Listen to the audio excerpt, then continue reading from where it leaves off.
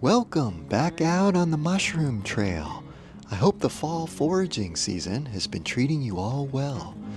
The rains have been falling and there's more mushrooms fruiting out here in the forests of the Pacific Northwest than I know what to do with. Let's jump into this forest. Let's see what we see. And boy, right out of the gate, growing from this red alder log, we've got a special treat here, an especially photogenic mushroom. Take a look at this.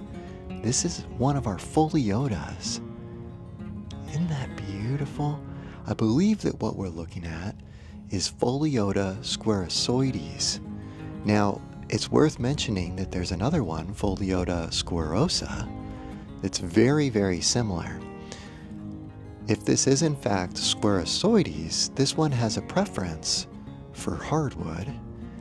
And notice that we've got these orangish, kind of sharp, upturned scales on the cap.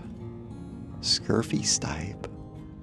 Now, interesting to note, while Pholiota squarrosoides is considered a pretty good edible by Alexander Smith, a famous mycologist, Pholiota squarrosa is thought to be toxic. Let's zoom in and take a closer look at this one to see if we can get it down to species. I'm going to give it a tug. Boy, this cap is viscid. It's sticky to the touch, which again leads me in the direction of Pholiota squarrosoides. But let's give it a tug. Take a look underneath. Boy, we've got close gills, that tattered edge or margin and remnants of a partial veil. And boy, my fingers, take a look at this. I've got scales stuck to my fingers. And again, this leads me in the direction of Pholiota squarrosoides, which the famous mycologist Alexander Smith suggests is the tastiest mushroom in this genus. But I'm simultaneously reminded of the legendary Larry Evans song, Fee Fi Pholiota. The chorus, Fee Fi Pholiota, never gonna eat it again. And that's the reason why I tend to leave all of these Pholiotas out here in the forest. I admire their beauty, but because I can't rule out squarrosa, I'm gonna leave it right where it is. And just in case you've never had the pleasure of listening to Zoe Wood and Larry Evans' Fungal Boogie album, I'm gonna put a link in the show notes with a short video to Fee Fi Pholiota. That song will be in your head all week. So give it a listen if you haven't checked it out. I have no doubt that you'll enjoy it, and songs can oftentimes be a great way to remember fungal knowledge. Just checking up on a chanterelle patch, and I was walking across this downed tree, and look what I spotted over here. Wasn't expecting to see one of these guys hanging out in the branches, but lo and behold, here's a Pacific golden chanterelle. A lot of forest creatures are known to forage their favorite mushrooms and try them out in branches and trees. Hopefully they save some for me. Let's take a look. And there's the tree that I was scurrying across, and sure enough, got down here to the end of this log, and a little flash of color caught my eye. Take a look at this. Right down here, we've got exactly what we're after. This is a Pacific golden chanterelle, Cantharellus formosus. Let's give it a little tug here. Look at that. Just beautiful. Wavy margin. Looks like it's been out here a while. I've no doubt this will be the first of many. And sure enough, a ton of little Pacific golden chanterelles are jumping out at me all along the trail in this little patch of forest. We see one little flower down here. Notice it's got a little bit of that rose comb mutation up on the cap. That tends to be pretty common with these ones, and as we look underneath, we see that we've got this wavy margin, we've got these decurrent ridges, or kind of vein-like structures underneath the cap, And the morphology really starts to change this time of year. Once we're starting to get adequate moisture and the forest is really coming alive with mushrooms, that cap starts to really flesh out quite a bit more. And I'm just searching because, as referenced before, where there's one, there's usually at least two, oftentimes more. And I tell you, as I was admiring this chanterelle, just the ridges underneath the cap, I found the second chanterelle. But it wasn't where I was expecting to find it. Look at this, growing from the base of the one that I plucked. I tell you, that's a good argument for cutting as opposed to plucking. Plucking the mushrooms doesn't necessarily damage or harm the mycelium, but oftentimes we'll get these little pins or primordia growing from the same base. And that oftentimes happens with these Pacific Goldens. So typically if I see that, I'll pull out the knife and cut them. A lot of times when I'm filming, I just have one hand free, so I'm often plucking, but good thing to be aware of. And depending on the age of the forest that you're hunting in, a lot of times these chanterelles, it's interesting because by the time you see the cap poking up through the moss, a lot of times there's a pretty good bit of stipe hidden under the moss. Sometimes they have to reach pretty far to make it up to the surface here. And boy, it's just beautiful out here today. Starting to see lots of small little chanterelles just starting to make their way in the world. I think I'm gonna leave that one there. I've been making sure to leave plenty of these behind.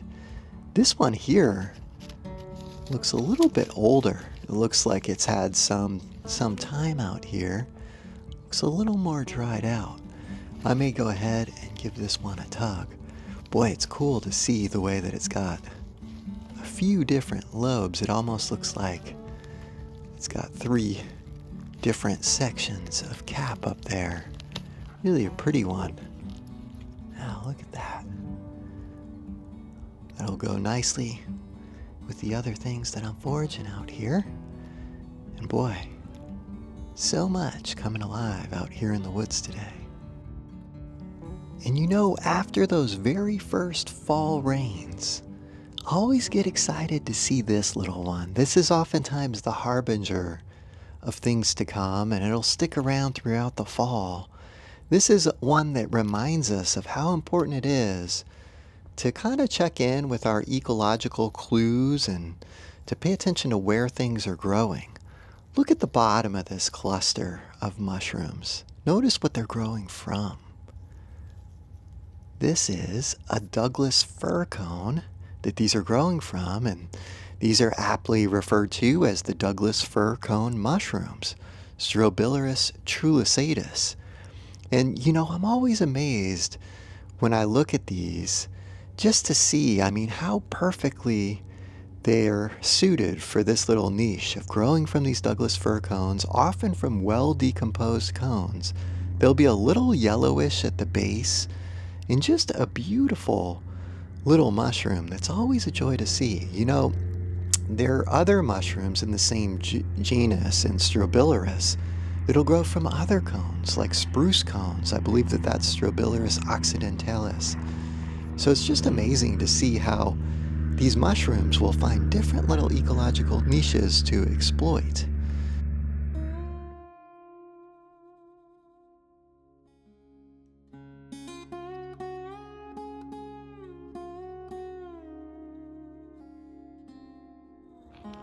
And just up here, we've got another mushroom that I'm oftentimes on the lookout for after a good hard rain in spring or fall or really any time of year.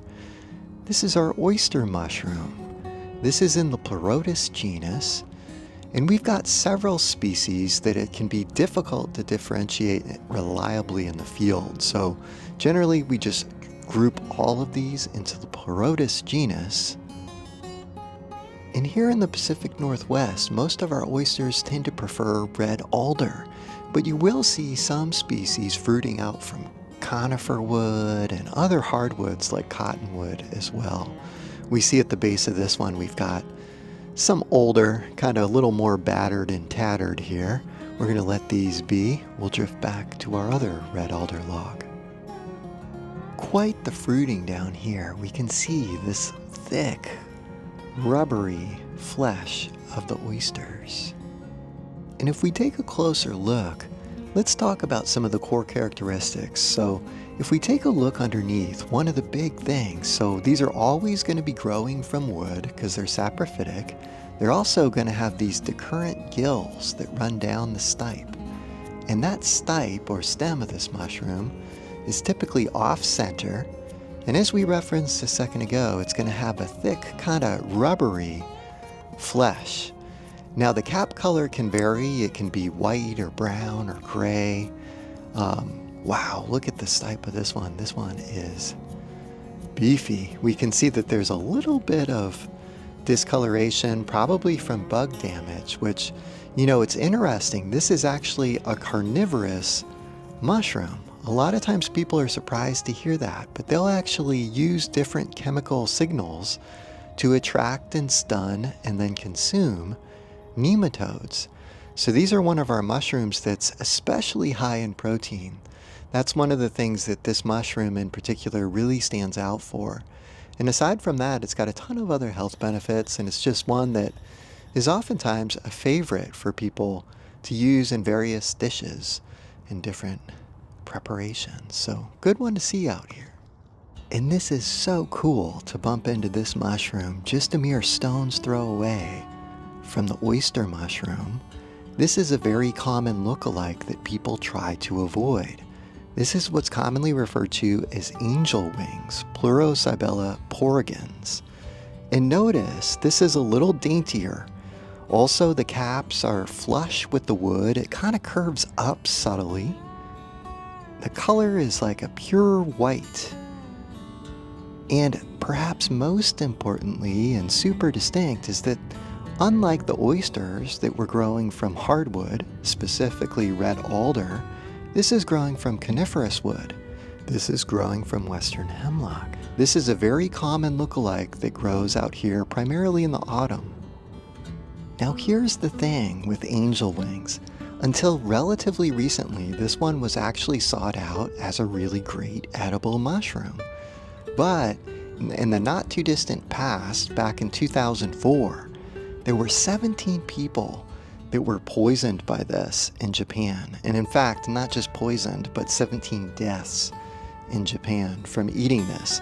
Now, a lot of those were elderly individuals with kidney issues, and it remains to be determined exactly what caused that death. There haven't been a lot of reports of toxicity from this mushroom since then, but because of that incident, for good reason, this one has largely been avoided by most foragers.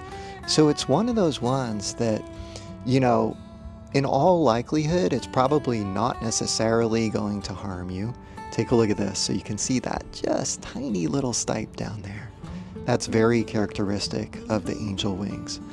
And so notice it's a lot more delicate, a lot less rubbery than the oyster mushroom that we were looking at a second ago. But again, even though some people still eat this one, most people choose to avoid it.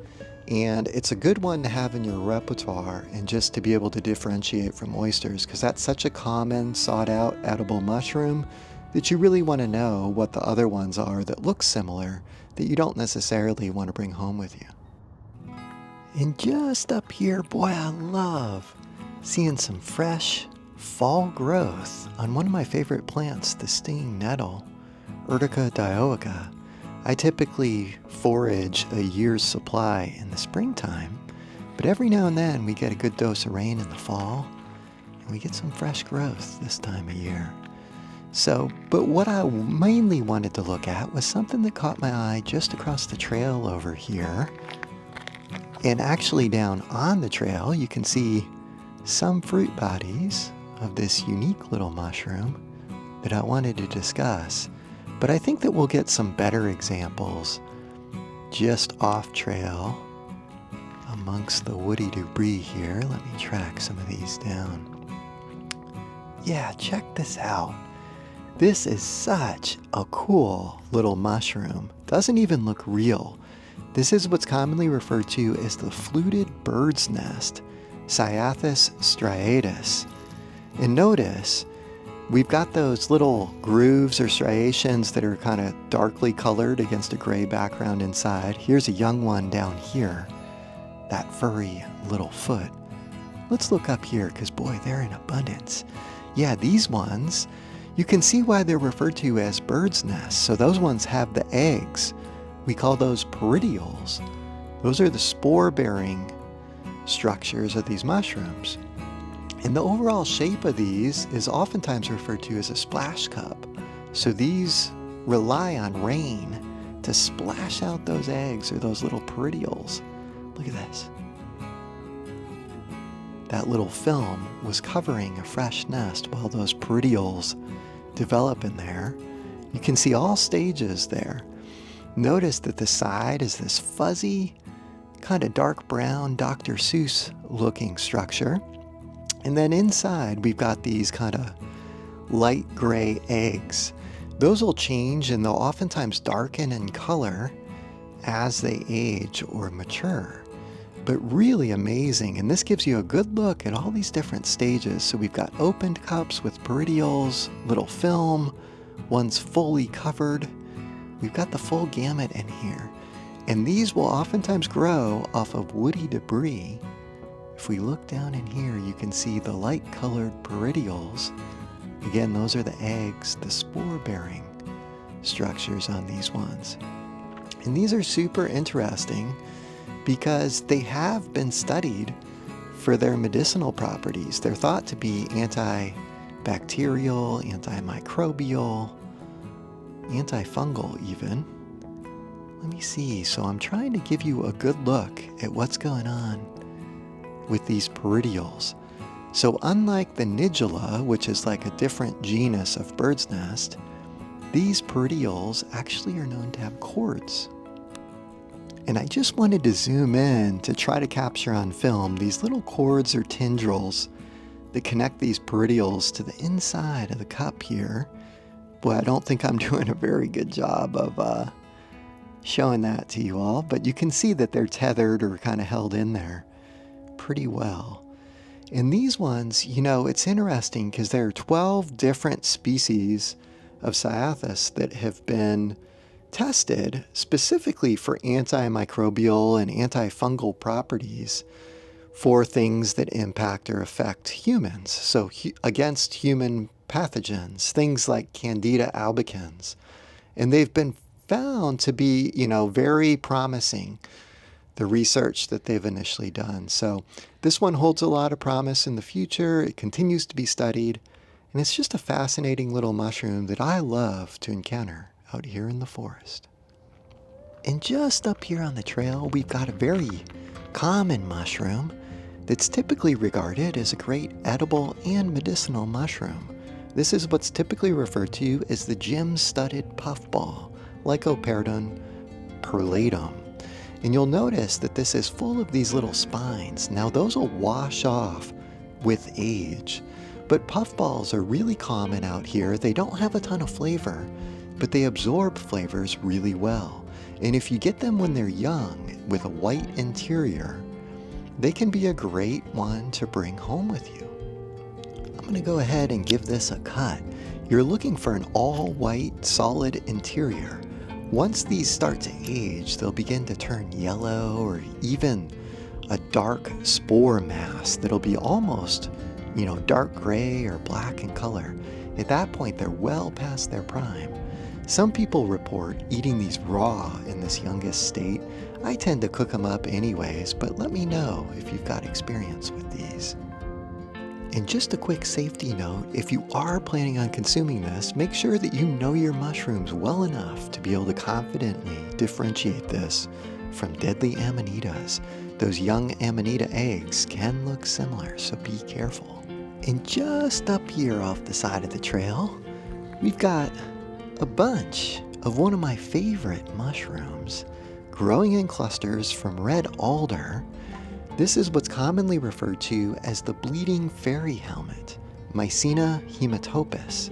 And this actually goes by quite a few common names, so you might also hear it referred to as the bleeding Mycena or even the fringed bleeding bonnet.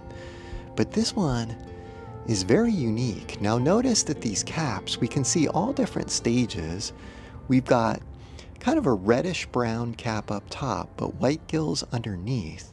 And one of the things that you may notice, this one's seen better days. Notice the cap is kind of a dingy brown in age.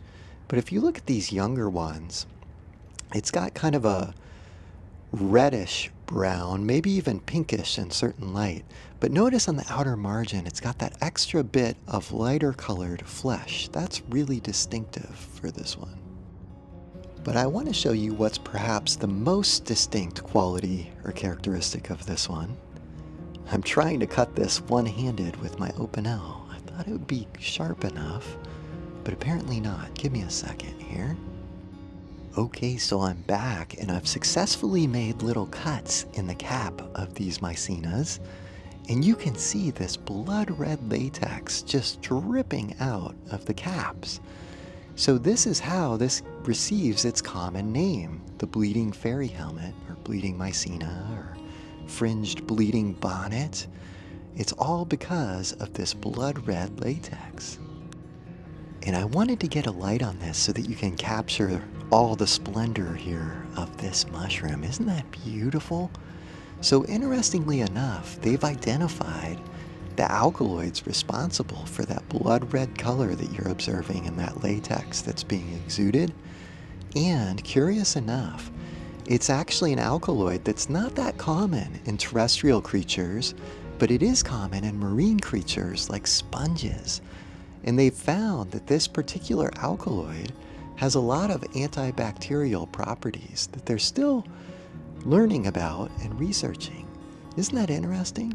So again, this is one of our easiest or simplest Mycenas to identify. So keep your eye out for this. It has a special fondness for red alder and big leaf maple. And check this out. So we're on the same log with this bleeding fairy helmet, and something caught my eye that I just am so excited to point out. So here we've got our bleeding bonnet, and then if I work my way down this log just a little bit further, check this out. Look at this. I believe that what we're looking at here are the rhizomorphs of the honey mushroom, a mushroom that we featured in videos past. So these are kind of mycelial arteries that the honey mushroom in the Armillaria genus uses to work throughout the tree and to connect from tree to tree. Sometimes we'll see this left over. And this is a really interesting feature. This is how that one gets its other common name, bootlace fungus. So definitely a cool thing to observe that I just had to point out. And I tell you, I've got heaps of footage, but haven't had a great opportunity to piece it all together. So I'm going to go ahead and break this video up into several parts. We'll make this the first of several parts for our fall foraging or October mushroom series. Thanks so much for tuning in. And remember, if you're liking these videos, hit the like button, subscribe, hit the bell to get notified so you don't miss any great content. And until next time, happy trails.